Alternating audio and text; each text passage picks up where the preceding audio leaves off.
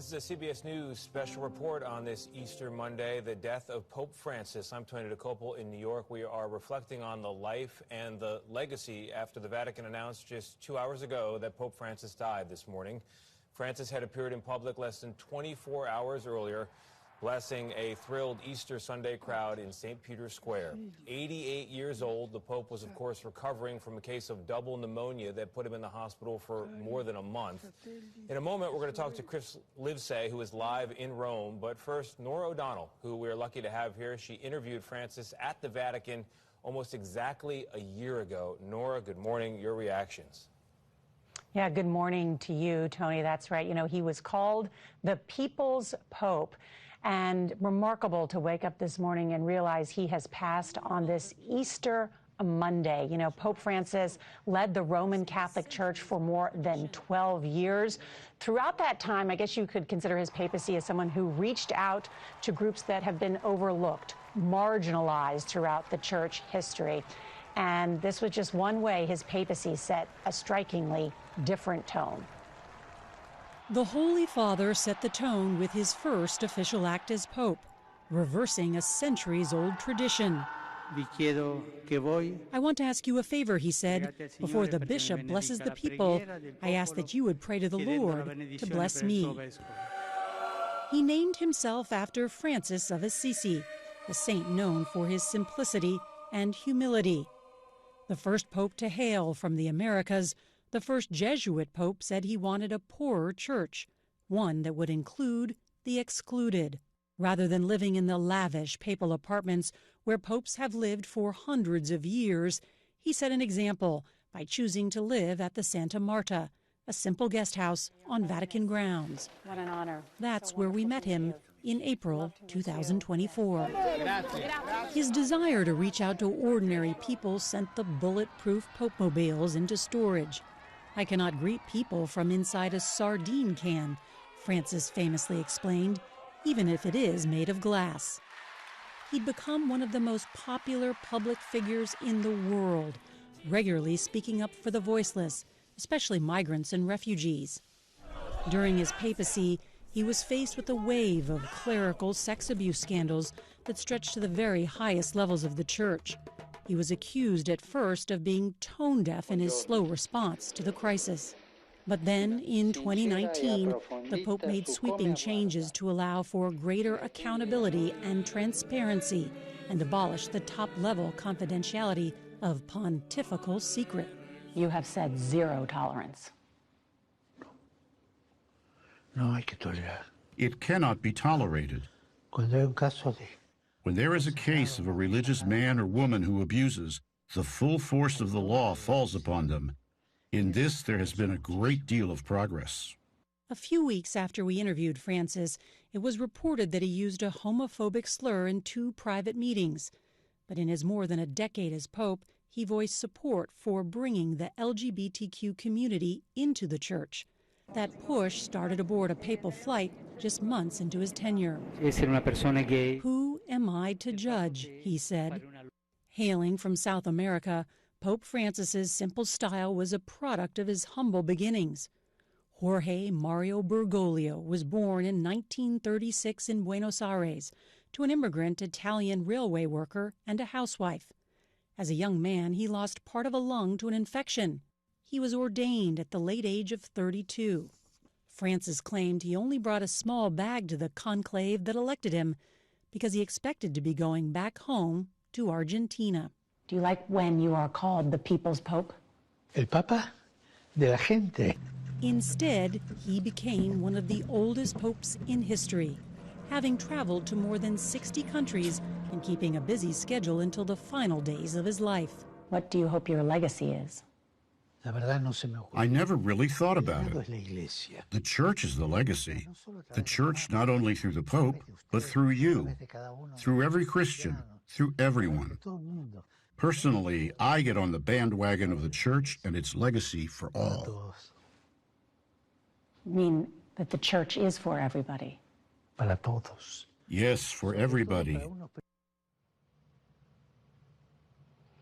And as you can see there, Tony, in our conversation, which was more than about an hour long, his warmth, his conviction, the historic nature of his papacy, as we explained, because not only was he the first Jesuit pope, the first pope from the Americas, the first to choose the name Francis, as I pointed out there, because he wanted to bring a focus to the poor. And that's why he lived so simply in Casa Santa Marta, which is where we did that interview. Now, as what his legacy will be, we asked him about that in our interview, and he said he hadn't thought much about it. He hopes the legacy is the church, in his words. But I think in many of the papal scholars that we have spoken to recently and just over a year ago, they noted that he had changed the tune, but not the lyrics of the church. Do you understand what I mean? In other words, a lot of church doctrine did not change, but he did try to make the Catholic Church more inclusive, whether it was his message about gays or same-sex unions to, while he is not allowing women to become priests or deacons, he did appoint two women to high offices within the Vatican, managerial offices. That is a step forward. And then just one other thing that I thought was really noteworthy, too, that I learned, Tony, spending time with him, is now in St. Peter's Square, where we saw tens of thousands of people yesterday gather to celebrate Easter. There are now showers for the homeless. They can also receive medical care there. And that was part of Francis's outreach, to make sure that the Catholic Church and the world focuses on the poorest of the poor. Yeah, Nora, it's so great to have you here. 1 year ago, you were in conversation with the Pope, the first extensive, wide-ranging interview that the Pope had with an American broadcast journalist, you being that journalist. One of my favorite anecdotes that I've come across this morning, something that's going around, is a story of the Pope as he tells his mother back in the 1960s that he wants to go into the priesthood, and she says, please, I would suggest you study medicine instead. And he tells her, as the story goes, I'm studying the medicine of the soul. And then in his role as Pope, medicine, it would seem, for the church as well, those changes to refocus the church on different parts of the Catholic experience. Sometimes it was something that cheered liberals and distressed more conservative members of the church. But as you point out, there was a change in the tune, but not in the doctrine. And I think that continues, as I understand it, in the plans now for the Pope's funeral. He won't be buried at St. Peter's. What do we know about his plans and what's next? That's right. I mean, a couple of things. That's right. I mean, he studied to be a chemist and then, of course, was a Jesuit. And that's different. And as we talk about how the church may or may not have changed, we should note that as the conclave will commence in some 15 to 20 days from now to choose a new pope, Pope Francis put in place 110 cardinals of the 138 or so that will vote for the next pope. So that is a big influence he has had on the church, even though he has not changed essentially much of the doctrine. So I think that's worth noting as well. And then what was your other question, Tony, about Pope Francis? What do we know? He's not going to be buried in St. Peter's. We know there were changes to the way he was announced as Pope. I love the way your obituary began with the fact that he was blessed by the people before he then blessed the people in turn. It's such a beautiful way to announce himself to the world. So, yes, go on. On that note, what we do know, which is really interesting, he is going to be buried at the Church of St. Mary Major, not inside the Vatican, which is highly unusual. This is the church where he will be buried is the largest Marian church in all of Rome. I was just there a couple of weeks ago.